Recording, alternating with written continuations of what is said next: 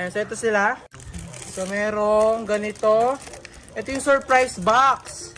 Ito yung surprise box na maglalagay ka ng kahit pera dyan. 50 pesos, 100. Ayan, surprise box siya. Ayan. Kasi itong lutuan na to, dito siya. Dito siya. Ito dito. Ayan. Ayan siya, di ba? Kompleto pa. Tapos yung nandito, nasa loob ng bahay. Ayan natin to. Tapos, ito, juice maker. Ayan, na-vlog ko na rin ata to. Tapos, ito yung automatic. Ayan, buhay pa pala siya.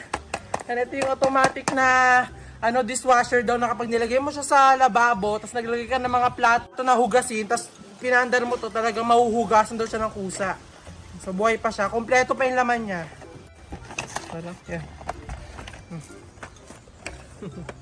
Diba? Kompleto pa yung laman niya. Nakakahon pa siya. Yan. Tapos ito naalala ko